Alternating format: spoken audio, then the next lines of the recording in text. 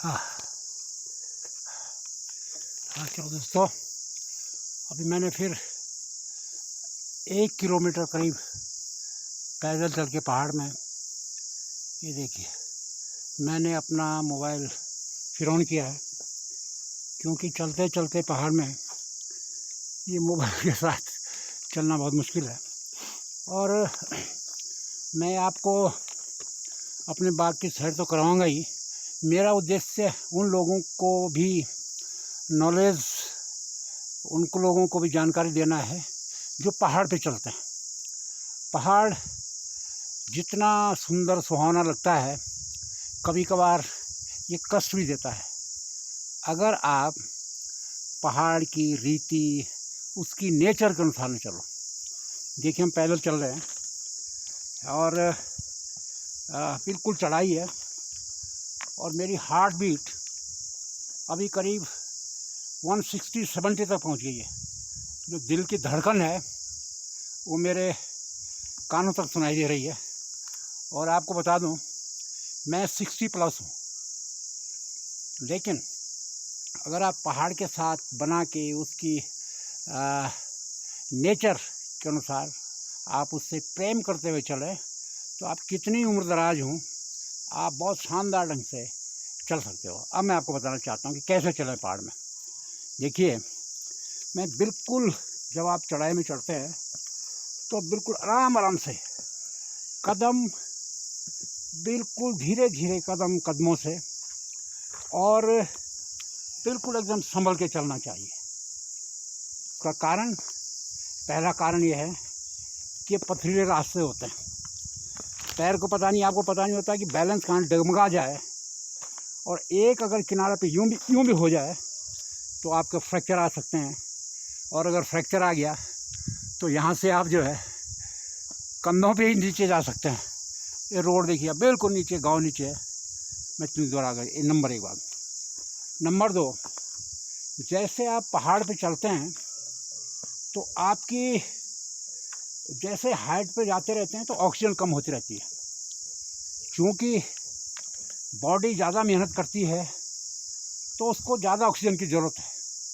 जबकि जितना आप चढ़ाई चढ़ोगे ऑक्सीजन कम होती रहेगी।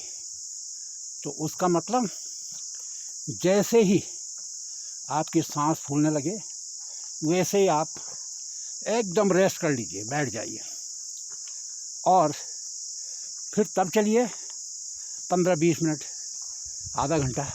जब आपकी सांसें, आपकी बॉडी, आपकी हार्ट बीट बिल्कुल नॉर्मल हो जाए। तो ये सिद्धांत है। और ये देखिए मेरे पास करीब ज़्यादा नहीं तो 10 किलो है। ये पॉलीथीन है, करीब 8-9 किलो का ये है। और पीछे बैग में पानी वानी, थोड़ा खाने का सामान भी है, कि किसी चीज़ की ज़रूरत भी आपको पहाड़ में पड़ सकती है। तो ये है। और इतना ही जो है, जब वो जवान हाई एल्टीट्यूड पे, चाइना बॉर्डर पे या कारगिल बॉर्डर चलते हैं तो इतना ही सामान होता है। एक राइफल होती है जितना वजन में है। चलिए, तो ये है। तो इसलिए मेरा कहने का मतलब है, नंबर 1, धीरे से चलिए, बिल्कुल कदम आराम आराम से, कोई जल्दी नहीं। अगर आप तेज चले हार्ट बीट बढ़ जाएगी। और कई, आपने देखा होगा यमुनोत्री यात्रा में कई कोलैप्स कर जाते हैं, उसका कारण यही है। तो आप बिल्कुल आराम से चलिए। और एक बार ज़रूर आप ये ज़रूर देखें कि आप डंडा ज़रूर रखें। देखिए ये मेरा इसमें डंडा रखा, ये निकल गया, क्योंकि मैं रुकिए मैं बताता हूँ आपको। हाँ, ये डंडा, एक हाथ में ये मजबूत डंडा ज़रूर होना चाहिए। ये, इसको आप तीसरा पैर कह सकते हैं। और जो बुजुर्ग हैं वो कहते हैं कि बिना डंडे के और छाते के कभी पहाड़ का सफ़र नहीं करना चाहिए। तो ये है। और अब देखिए हम यहाँ बैठेंगे, इसको कहते हैं, जो हमारे बुजुर्ग हैं वो बिल्कुल साइंटिस्ट हैं, या पहाड़ के रहने वाले वो बिल्कुल साइंटिस्ट हैं। तो ये जो है कुछ जगह तय की है। जैसे हम गांव से, ये गांव और बगीचे तक जाते हैं तो कुछ जगह तय है जिनमें से एक जगह ये भी है। इनको कहते हैं बेसानी, हमारी लोकल भाषा में। बेसानी का मतलब होता है स्टे, मतलब आराम की जगह। तो जो भी चढ़ेगा, जैसे लोग जब चलते हैं तो कहते हैं फलां जगह बेसानी, वहाँ पे बेसानी है। देखिए कितने साइंटिफिक लोग थे कि उन्होंने जगह तय कर दी कि भैया यहाँ बैठना ही बैठना है। उनको पता है कि यहाँ तक बॉडी जो है गर्म हो जाती है, हार्ट बीट तेज़ हो जाती है, तो जिन जगह रेस्ट करना ज़रूरी है। तो जिनको ये पता भी नहीं होता है, नए लड़के होते हैं, वो भी आकर अचानक बोला यहाँ पे बैठना है। तो ये बिल्कुल साइंटिफिक है। और आपने देखा होगा चार धाम यात्रा, चार धाम यात्रा में पहले चट्टियाँ हुआ करती थी, आज भी है। हनुमान चट्टी, गरुड़ चट्टी, श्याना चट्टी, हर जगह केदारनाथ बद्रीनाथ चट्टियाँ थी। वो एक निश्चित दूरी पे होती थी और वहाँ यात्रियों को निश्चित आराम करना पड़ता था, क्योंकि लोग मैदान से आते थे और बॉडी एक्लेमेटाइज हो जाए उसके लिए उन चट्टियों में रात्रि विश्राम करते थे। और जैसे जैसे पहाड़ में चलते रहते थे वैसे वैसे उनकी बॉडी भी उसी तरह पहाड़ में चलने के लायक होती थी। लेकिन अब सीधे लोग लाते हैं, जानकी चट्टी आए, वहाँ से 5 किलोमीटर, नए नए लड़के 5 किलोमीटर कहते चलिए 5 किलोमीटर कुछ भी नहीं है। और जैसे ऊपर पहुँचते हैं वैसे बॉडी जो है हार्ट बीट तेज़ हो जाती है, ऑक्सीजन कम हो जाती है और कोलैप्स कर जाते हैं। आपको पता है इस समय सबसे ज़्यादा जो मौतें हैं वो आपके यमुनोत्री में हुई, क्योंकि वहाँ का जो 5 किलोमीटर ट्रैक और बिल्कुल स्टीप है और कई लोग जो जानते नहीं हैं वो उसमें चपेट में आ जाते हैं और कई लोग ऊपर जाके सीधे कुंड में कूद जाते हैं। बॉडी गर्म होती है, फिर ठंडी होती है और एकदम फिर जो है कई लोग उस जो कुंड है वहीं कई लोग कोलैप्स कर गए, और हर साल होता है। तो बिल्कुल ये बहुत ही साइंटिफिक है। इसलिए जो अब आप पहाड़ पे चढ़े तो इन बेसिक चीज़ों को ज़रूर ध्यान रखें। एक तो धीरे धीरे चलें। आपको ये जानकारी होनी चाहिए कि जब आर्मी के जवान बॉर्डर्स पे जाते हैं हाई एल्टीट्यूड पे 12,000 और 13,000 14,000 फुट की हाइट पे जाते हैं, तो बिल्कुल उनके स्टेप बहुत धीरे धीरे होते हैं। वो करीब 100 मीटर के चढ़ने में 1 घंटा लगाते हैं, ताकि बॉडी पे अनावश्यक प्रेशर न पड़े, सांसों पे, हार्ट पे न पड़े।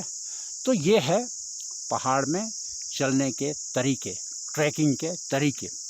जो लोग मैदानी क्षेत्रों से है और पहाड़ पर ट्रैक करना चाहते हैं वो इन चीज़ों का ध्यान ज़रूर रखें। और दूसरी बात यह है कि अगर आपकी बॉडी एकदम गर्म है, बहुत हार्ट बीट है, तो एकदम आप पानी मत पीजिए, थोड़ा रेस्ट कीजिए।